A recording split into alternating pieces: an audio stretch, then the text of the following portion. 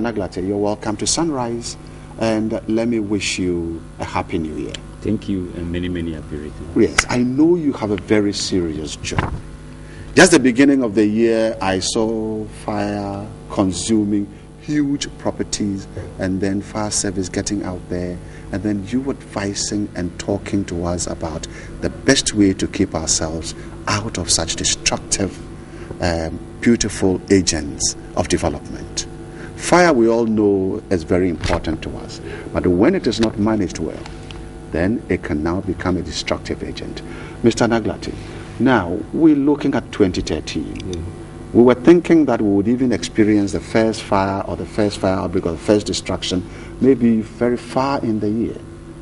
But today is January 3rd, and we have seen 2 fire outbreaks. Kumasi, part of Kumasi Market, and then the MTN warehouse. Does it look like it's going to be a very difficult year for fire? Well, exactly. That is what we are looking at the situation, because it started too early. Even this morning that we are talking, this early dawn today, a house at Nongwa also caught fire. 1 person died in it. The other person is at the hospital. And there are a few other fires that have also occurred just within these 2 or 3 days into the new year. But just that they are not, on record with the media. What I want to say is that it is a bad omen to all of us, and it is an eye-opener to all of us. So what we should do for now is to ensure that all of us cultivate the fire safety culture and get committed to protect our property, our investment, and our life. Because 90% of all these fires are all preventable. They're all preventable. Yeah. Right, and now let us now look at when immediately you said that a house at Dunga caught fire and 1 person lost his life, how comfortable are you with the way we are now building, where we have burglar proof, we are afraid of thieves, and so you walk into your room, and the night when you are going to sleep, and then you close all, and then you put padlocks, and then you get into your room and you go into your bed and sleep. Sometimes I sit down on my bed and I ask myself, if it should be lights off and even smoke start coming out, how can I identify the padlocks and the keys to open them before I free myself? How worried are you when you walk out in town and you see the houses with such structures? You have said it all. Looking at the situation ourselves, it deserves our thinking ability that people could, as at this time that education is going on about this, especially the burglar proof, that the way they barricaded some of these windows and even the doors. Like you were saying, many people died in fire. It is not because they have not seen the fire at the time that it was burning, but because they have already barricaded, imprisoned themselves in it, that they could not even have access to open the burglar proof to get out of it. Some of them, of course, might have died even before the fire reached them because they do not have early detection and warning system in the home. You don't have a smoke detector also in the home. What we keep advising people is that, of course, we are all afraid of the armed robber that will get in, maybe probably to steal something and go away. But the biggest armed robber is the fire that is living in there with you. We should also be trying to be, fire conscious. We should try to ensure that the safety measures are put in place. Because unlike the armed robber that you can even negotiate with, it comes in, you ask what will we take, and you can go. But the fire, when it comes, it can take... No negotiation? No, not at all. It can take everything, take life with it, and go with it. So if for now you want to prevent the armed robber using burglar proof, there are new ones even in the system, improved one in the system. That one you can shut it. It is not like those ones that are fixed in the wall, that unless you cut it, there is others that you can shut. But having those burglar proof without even early detection and warning system, you are not doing anything. You are not doing anything? Yeah, because when the fire starts, and probably you are sleeping, and with the inhalation of a carbon monoxide, your senses might even be knocked off that you might not even wake up to see the fire. So if you have a smoke detector in your room and it starts and you say it, then probably you will wake up. then you can have a way of even shutting off the burglar proof and get out of it. Are you sure that we have you people as officers, experts? I always say we need to talk to experts. Yeah. As experts, are you sure that you are giving this information out there to people to know the importance of smoke detectors in our homes? That's a good question. What I want to say is that the fire service is trying so much to ensure that they get to every nook and corner, to reach every individual wherever you are, to educate the people. But the challenges that we are having is that the people are not ready. Is it expensive? Is a smoke detector expensive? No, it's not expensive. By maybe 30, 20, 25, 30 Ghana cedis, you will get a smoke detector. But the education is what I'm saying, that people are not ready even to create the atmosphere for us to educate them. You get into premises, you want to educate people. They try to find a way of trying to prevent you from educating them. They are thinking it is not important. That is exactly the issue. Is it because they think that you need to put up a house before you have to have access to fire extinguisher or smoke detector, so that if I'm in a compound house, I don't need it? What is it? What is the mindset? It is just that people think that they have lived in homes several years and they have never been fire, so there will not be fire. So they disregard what fire safety is.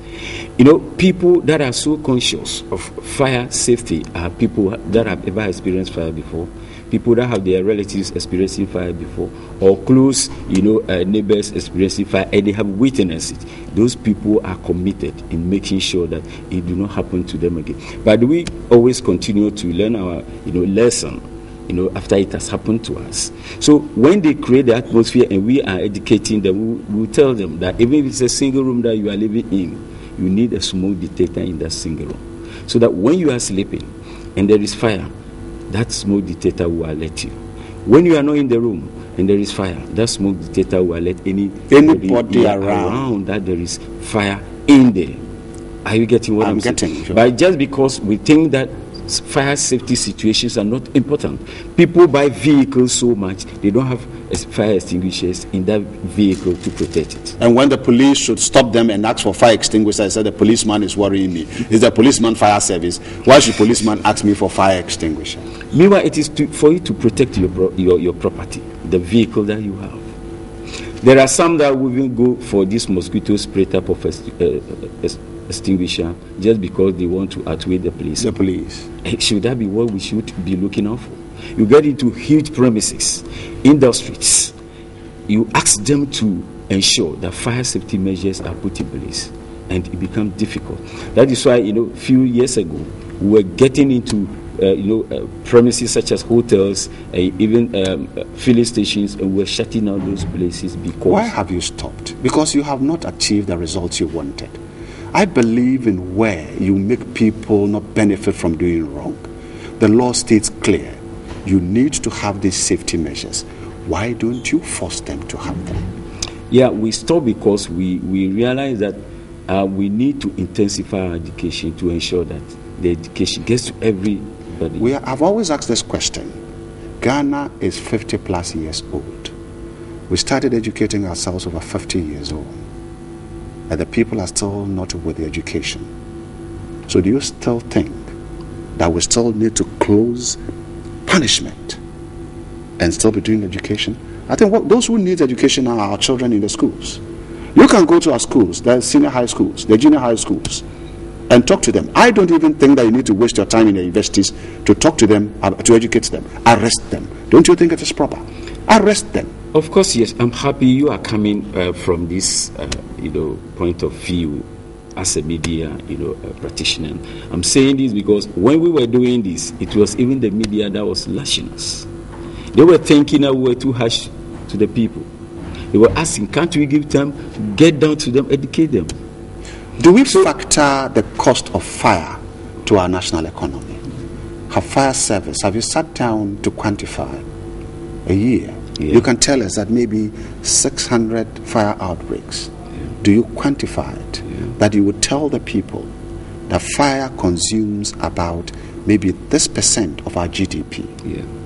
Do you tell them? Yeah, we do. It's not just unfortunate that I do not have our statistics here.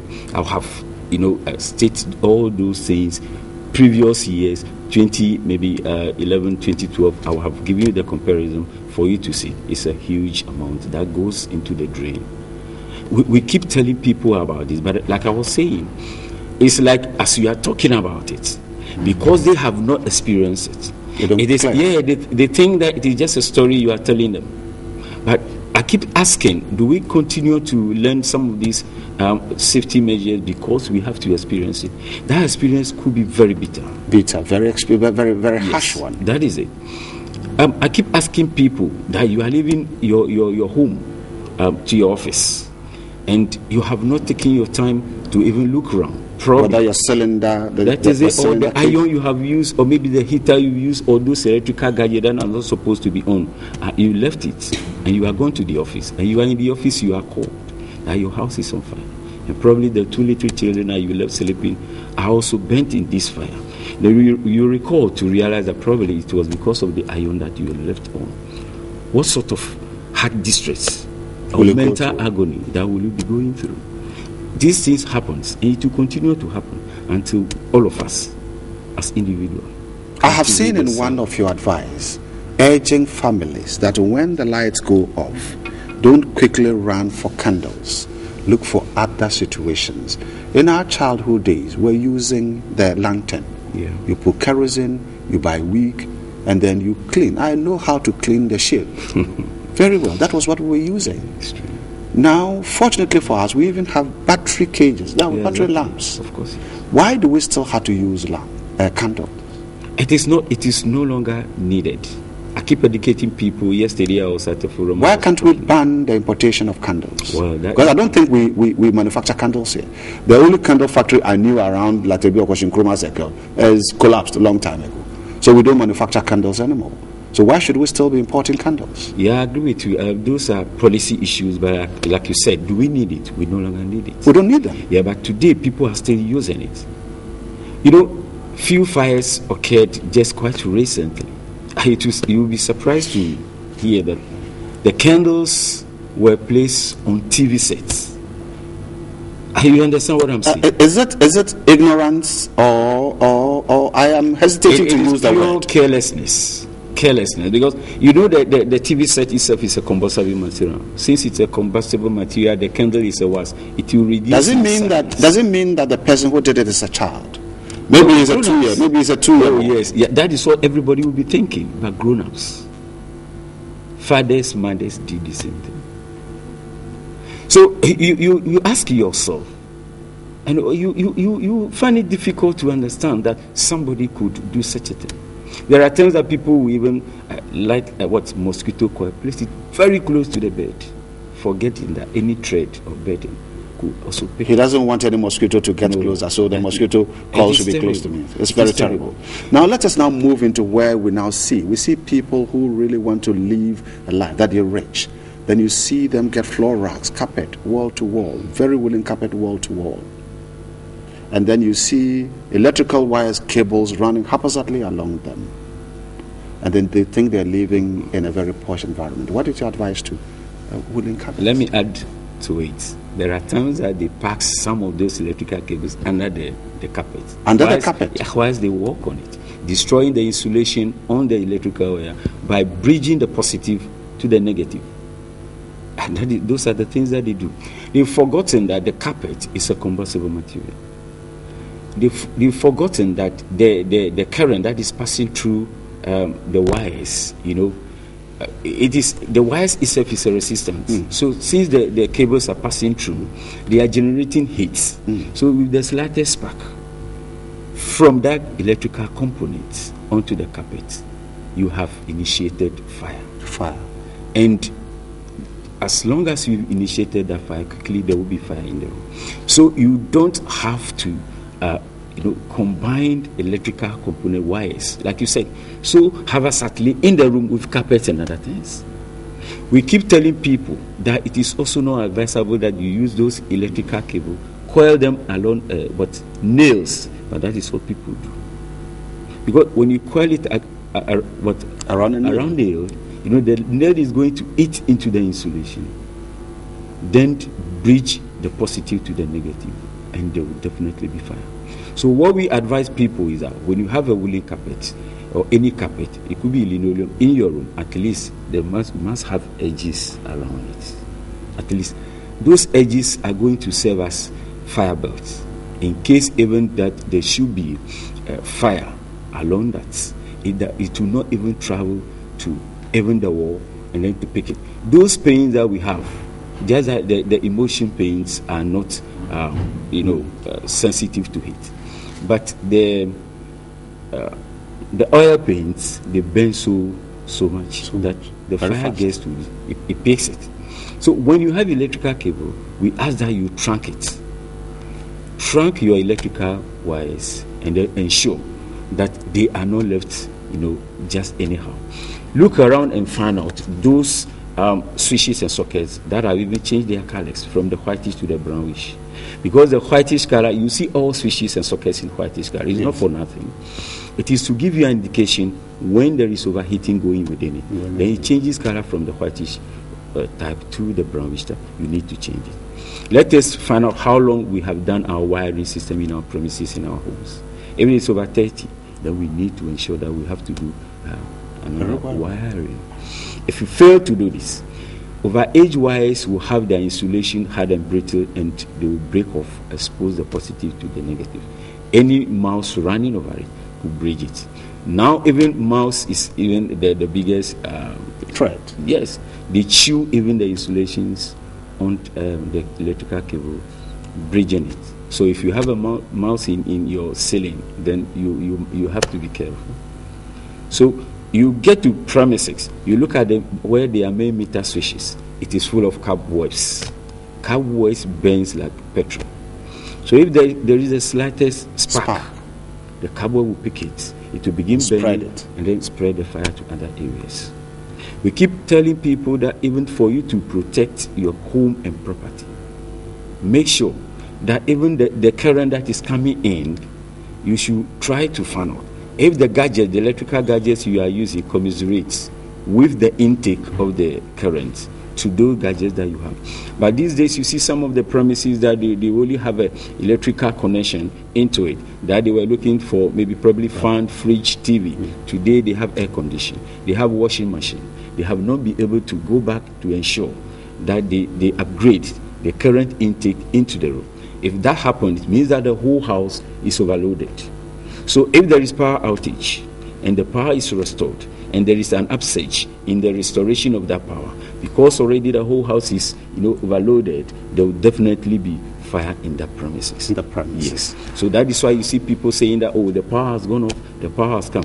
Either you yourself have overloaded your switches or sockets in there, or the whole house is already overloaded.